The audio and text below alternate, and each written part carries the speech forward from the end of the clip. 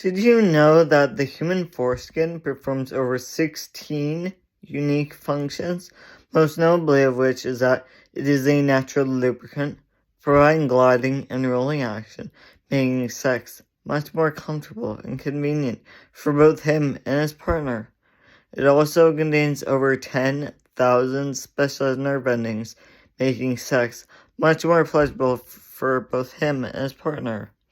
And the prepuce, that's the scientific name, also is a protective covering, protecting the glands from the abrasions of clothing, keeping the glands from getting less sensitive over time. Now, the movement I want to bring to you today is known as intactivism. It's a civil rights movement started by a bunch of men who were circumcised as infants, so they didn't get a choice whether they wanted their bodies to be permanently altered or not. So now they're campaigning to get routine infant child mutilation recognized for what is a human rights violation.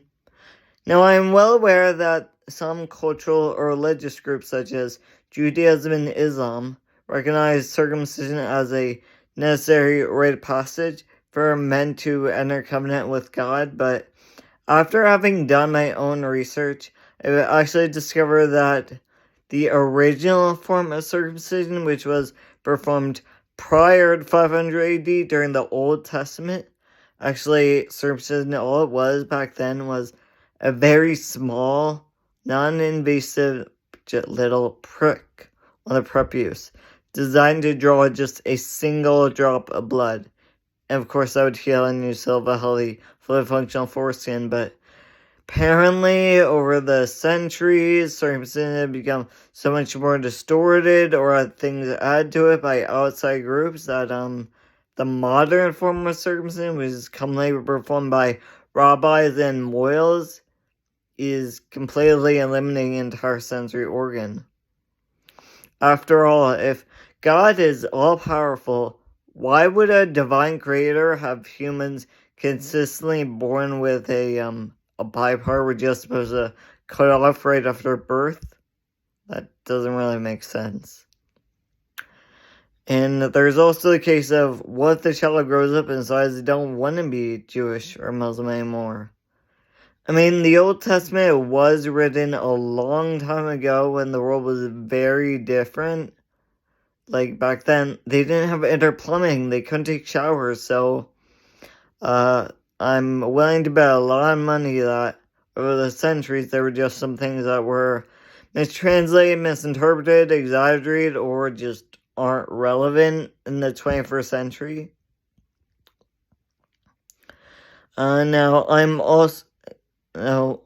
Actually, if we say we want to live in a civilized, rational society without things like anti-Semitism or sexism, routine infant child mutilation just doesn't really sound like something civilized or rational people do.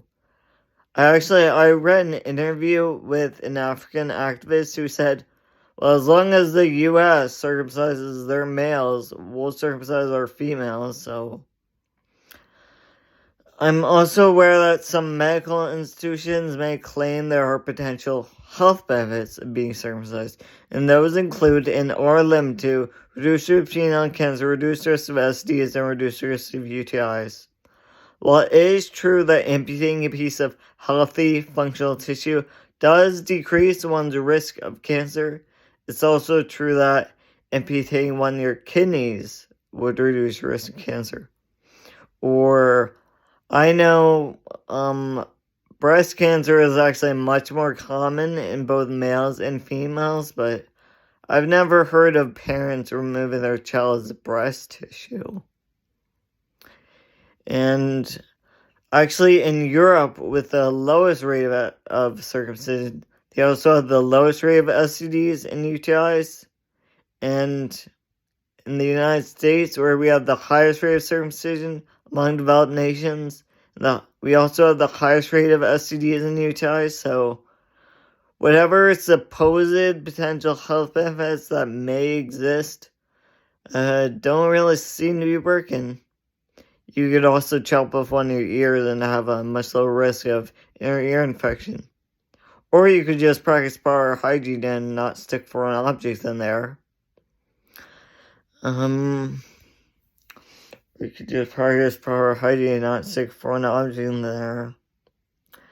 Now, we always hear a lot about her body, her choice, but what about his by his choice? Like, would you ever think it's acceptable to perform a permanent body modification on someone without their permission? Now, an honest doctor will tell you that while there may be some supposed potential health benefits, maybe of being circumcised, well, actually, no, there are zero health benefits. It's all completely made up by the medical industry to try to justify the sexual harassment of infants. Just try to keep the multi-million-dollar circumcision industry going. Actually, developed countries that still practice circumcision or where it's fairly common for people to be circumcised include and are limited to Israel, the United States, and South Korea. South Korea, by the way, they only hopped on this bandwagon of complete lunacy during the Korean War. And, they allow the child to get much older and make a decision for themselves. Now, countries that have identified circumcision for what it is a incredibly harmful, disgusting, cruel, completely barbaric, backwards, antiquated, archaic human rights violation that should only ever be resorted to as a last resort during times of absolute medical necessity with the patient's prior consent in extreme medical situations. Those countries include but are not limited to China, India, Japan, Thailand, Hong Kong, Greece, Liechtenstein, Luxembourg, all of Scandinavia, Belgium, Bulgaria, Romania, Poland, Italy, Hungary, Austria, Germany, France, and the United Kingdom. So the honest doctor will tell you, while there may be some supposed potential health benefits of circumcision, the risks or consequences of male genital mutilation include but are not limited to redness, irritation. Yeah, some men are actually kept in constant pain after this incredibly harmful, disgusting, cruel, completely unnecessary, sorry excuse for a medical procedure. There is also the risk of hemorrhaging, skin tags, excessive blood loss. Actually, 1 out of every 77 circumcised infants does end up dying as a result of this incredibly harmful, disgusting, cruel, completely unnecessary non-procedure. So, just that alone, like the fact that there are actually people dying from this or people losing their newborn son, it's like, wow, we don't do foot binding anymore, but this sounds really, really bad. Another consequence is reduced sensitivity. Yeah, men who are circumcised as adults say there's always about 95% loss of sensitivity. It feels like going from seeing in color to seeing in black and white. And another consequence is mental illness. If you're wondering, how does circumcision cause mental illness? Well, just imagine you wake up one day, your forelimbs are all held down with the restraints, there's a gag in your mouth, so you can't talk, your genitals are exposed, and some strange person who you've never seen before comes at you with a sharp object. Wouldn't that be pretty scary, pretty traumatic? And to make matters worse, your entire family's there and they're all really excited to see you being mutilated.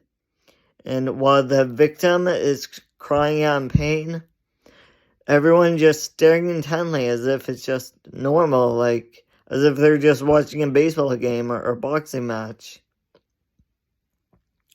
And when the victim eventually does stop crying, which actually brain scans show that person has not become less uncomfortable. They have actually entered a state of shock. So they have become so uncomfortable that their brain can no longer perceive reality.